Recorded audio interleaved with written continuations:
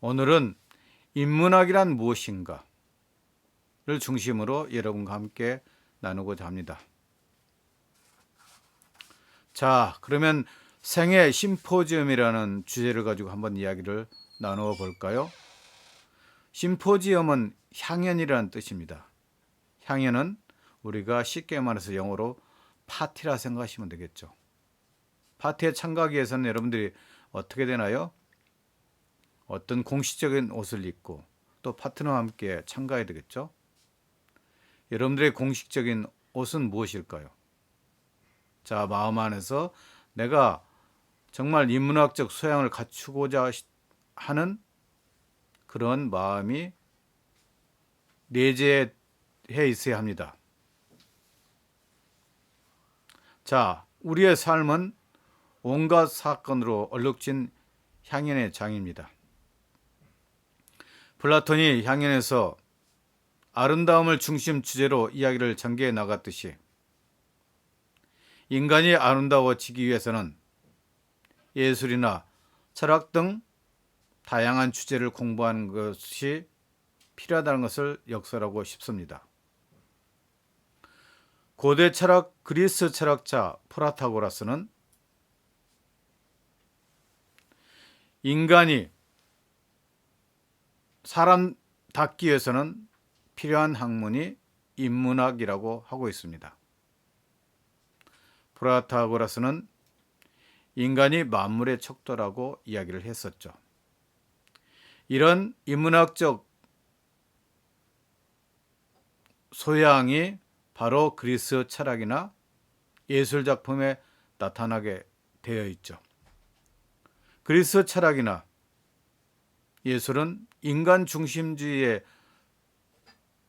철학이죠. 인본주의를 중심으로 전개되었습니다. 그렇듯이 현대를 사는 우리 인간도 인간이 인간답게 살기 위해서는 인문학적 교육이 절실해짐을 말해주고 있습니다. 생을 향유하기 위해서는 물질적인 생활뿐만 아니라 정신적인 영양분이 필요하다는 것입니다. 우리 인간은 의미를 추구해 나가는 존재입니다. 배부른 돼지보다는 배고픈 소크라테스가 되는 것이 좀 더 인간다운 것이 아닐까요? 인간은 의식주가 해결되고 나서 문화를 추구하고 합니다. 하지만 알타미라 동굴벽화를 보면 그런 것만이 아닌 것 같긴 합니다. 의식주보다 벽화의 주술적 의미를 담은 그림들을 통해 인간이 의식주 해결과 동시에 창조적 활동을 시작하지 않았나 싶습니다. 인간이 인간답게 되는 것은 이런 예술적 행위를 포함하는 것이라고 생각해 봅니다. 그리스어로 예술은 테크네라는 뜻입니다. 이것은 예술을 숙련된 기술의 산물로 산출해내는 것으로 여겼다는 것입니다. 중세 위대한 철학자이면서 신학자인 토마스 아퀴나스는 신학대전을 지었고 인간의 윤리적 행위나 또 인간의 인식론적, 행위상학적 존재임을 밝혀내고 있습니다. 토마스 아퀴나스는 미에 대한 특별한 정의를 내리고 있죠. 미는 무엇입니까? 우리의 시청각을 즐겁게 해주는 것입니다. 여러분들이 아름다운 그림을 보았다. 또 아름다운 음악을 들었다 하듯이 이렇게 아름다움은 시청각에 관련되어 있습니다. 물론 여러분들 맛있는 음식을 먹는다 하죠. 그렇지만 아름다운 음식을 먹는다고 하지는 않고 있죠. 중국의 미학자들은 이렇게 아름다운 음식과 연관해서 달감자를 쓰고 있습니다. 바로 달달한 것이 아름다운 것이라고 이야기를 하고 있죠. 물론 동서양의 미학과는 조금 다르죠. 이런 또 미학을 인간의 행동과 연결시켜 볼 수 있습니다. 토마스 아퀴나스는 인간의 행위를 내재적 행위와 외재적 행위로 나누고 있습니다. 내재적 행위는 공자가 흔히 말하는 인이 넘치는 행위, 즉 사랑으로 남을 대하는 수기치인의 행위라고 볼 수 있습니다. 반면 외재적 행위는 인간 내면의 완성보다는 외부 대상들이 완성되는 것을 말합니다. 흔히 예술가들이 작품을 완성하는 것은 인간 내면을 완성하기보다는 이렇게 외적인 대상을 완성하는 것을 말합니다. 아리스토텔레스는 예술은 자연의 모방이라고 하였습니다. 예술의 시작은 모방에 있고 그 모방을 통해 새로운 예술의 세계가 창제된다는 견해입니다. 한국의 팝 뮤직이 세상을 지락펴락하고 있습니다. 지금은 K-팝의 시대죠. 요즘은 K-트로트의 시대라고 볼 수가 있죠. 여러분들 K-트로트의 대표적인 가수는 누구일까요? 저는 남진이라고 합니다. 저는 남진이 좋아하는 저 푸른 초원에 님과 함께, 한번 제가 불렀지만 간단히 한번 불러볼까요? 저 푸른 초원 위에 구름 같은 집을 짓고 사랑하는 우리 님과 한평생 살고 싶네.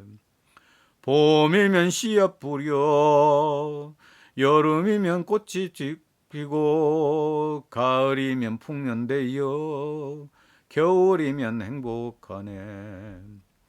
멋쟁이 높은 빌딩 의시되지만 유행 따라 사는 것도 제멋이지만 반딧불 초가집도 님과 함께면 나는 좋아 님과 함께면 님과 함께 같이 산다면 저 푸른 초원 위에 구름 같은 집을 짓고 사랑하는 우리 님과 한평생 살고 싶네. 남진의 님과 함께입니다. 지금이 트롯이 대세죠. TV조선에서 미스터 트롯도 했고 또 대표적인 송가인이라가 탄생했었죠. 또 저는 어쨌든 여자 가수들도 좋아합니다. 저는 개인적으로 방탄소년단이나 트와이스를 좋아합니다.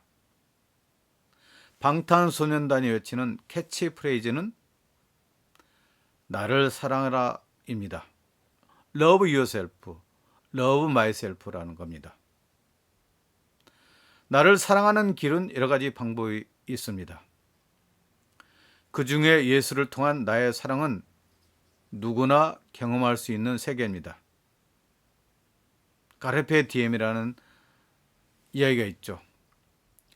여러분들이 영화 죽은 시인의 사회를 보았다면 이 말이 기억이 날 것입니다. 카르페 디엠을 번역하면 현재를 즐기라 뜻입니다. 카르페는 시즈 영어로 SEIZ이고 DM은 day라는 겁니다. 시즈 더 데이. 그래서 현재가 중요하다는 것, 현재를 즐기라는 뜻입니다. 우리는 현재를 즐기면서 과거와 미래의 가교를 세워야 할 인간적 숙명을 갖고 태어났습니다. 우리가 후손들에게 물려줄 수 있는 유산 중에는 예술적 창조물도 있습니다.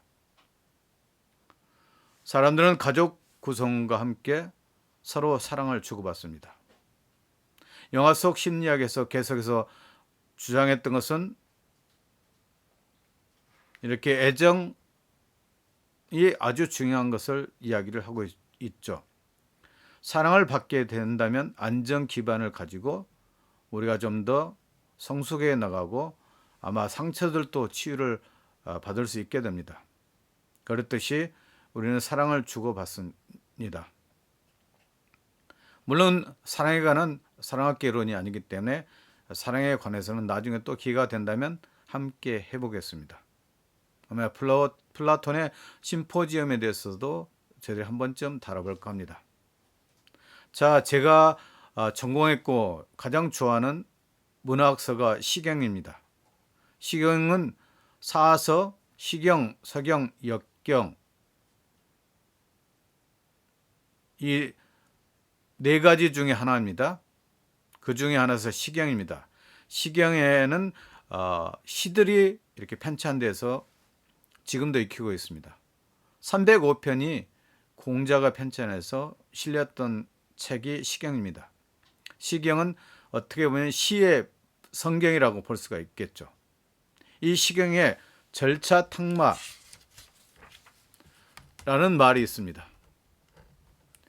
직역하면 칼로 다듬고 줄로 쓸며 망치로 쪼고 숫돌로 간다는 뜻으로 학문이나 덕행을 배우고 닦음을 이루는 말입니다. 플라톤의 말처럼 인생은 아름다움을 추구해야 할 존재로서 아름다움이 최고의 선으로 이르도록 노력해야 합니다. 아까 이야기했던 토마스 아퀴나스도 인식론의 제일 첫 번째 주제가 존재는 가지적이다. 그래서 존재는 알려질 수 있다는 겁니다. 또 존재는 아름답다는 것입니다. 우리가 창세기 구절을 보면 하나님께서 세상을 창조하시고 나시고 보기에 좋다 하였습니다. 그렇기 때문에 존재론적으로 존재하는 모든 것은 아름답기 마련입니다. 그리고 또 존재는 선하다는 말이 있습니다. 이렇게 존재와 선은 환치될 수 있게 되는 겁니다. 그래서 아름답다는 것과 또 선하다는 것이 이렇게 서로 교환될 수 있기 때문에 아름다운 사람은 선하다고 생각하시면 됩니다. 항상 배부르지 못한 우리는 소크라테스가 되어 문화적 향수 속에서 다양한 예술의 영역을 추구하며 향연을 즐길 수 있어야 될 것입니다. 자, 그러면 장주영 아시아 미래 디자인 연구소 소장님께서 추천사 썼던 것을 한번 같이 공부해 볼까 합니다. 제목이 흘러 움직이는 생의 품격입니다. 서양과 달리 동양에서는 예술 작품을 논할 때 품격이라는 단어를 고대로부터 사용해 왔습니다. 사람의 성품과 됨됨이를 아울러 이루는 말을 작품에 대입하여 등급으로 표현하는 우리나라의 사유가 현대의 시각에서 보면 흥미롭습니다. 그래서 동양에서 작품의 품격은 작가의 인격이기도 합니다. 송진열 교수의 인문교양서 미학으로 보는 세상 얘기를 읽고서 작품과 작가의 인격을 동일시하는 동양적 사유의 합리성을 다시 깨닫게 됐습니다. 내가 아는 저자와 그의 글은 너무나도 닮았다고나 할까요? 이 시대에 꿈을 안고 배움의 길에 들어선 청년들에게 따뜻한 가슴으로 나지막에 들려주는 이 인문 이야기는 저자의 다양한 배움의 편력과 지적 혹심을 고스란히 보여줍니다. 나는 저자와 같이 다양한 배움의 세계를 떠돌아다닌 사람을 본 바가 없습니다. 그는 정치학과, 불문학, 그리고 신학과, 매스컴학을 거쳐 사진과 영화학, 그리고 중국 문학에서 한국 음악으로 또 내과학으로 종횡무진 이질적인 분야를 두루 섭렵하며 남다른 학문적 열정으로 지적 탐구에 몰입해 왔습니다. 그뿐 아니라 새로운 것을 배우는 것에도 관심이 많아 드론 자격증, 국가 자격증을 땄었고 한때는 합창을 하고 있었고 지금은 연극 연습을 하고 있습니다. 또 한국 춤에 이르기까지 배움의 방랑자 역할을 자처하고 있습니다. 호모 루덴스의 놀이하는 인간으로서 저자는 학문을 유의 삼아 배움의 즐거움을 경험한 사람임에 틀림이 없으리라 봅니다. 아마도 논어의 학이 지습지면 불력 여로하라 의 의미를 편하게 설명할 수 있겠다 싶습니다. 학이 지습시 불력 여로하는 배우고 또한 익히면 기쁘지 아니하겠는가 라는 뜻입니다. 그의 삶을 통해 배우며 즐기며 깨달은 바는 이내 체화되고 다시 글이나 영상으로 춤으로 표현되며 순환됩니다.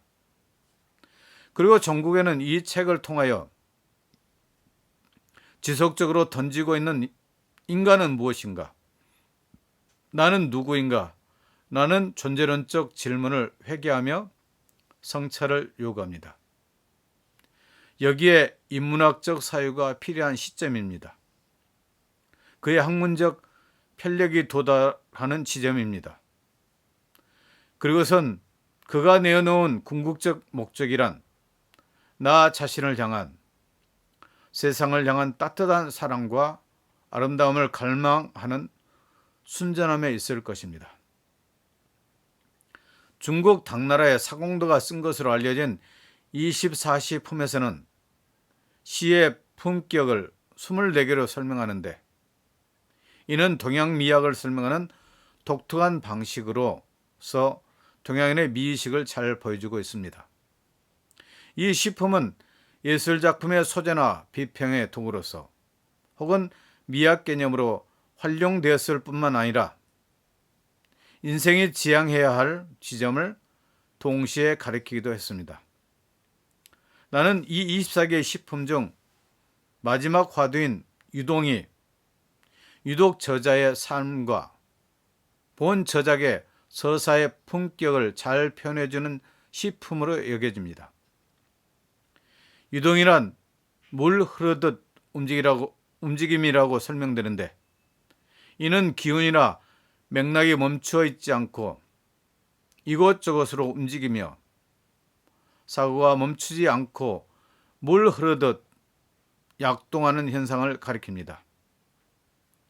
유동을 활용한 말 가운데 청기유동이라는 표현은 청기 또는 생기가 흘러넘쳐 움직이는 자연현상을 표현한다고 설명합니다.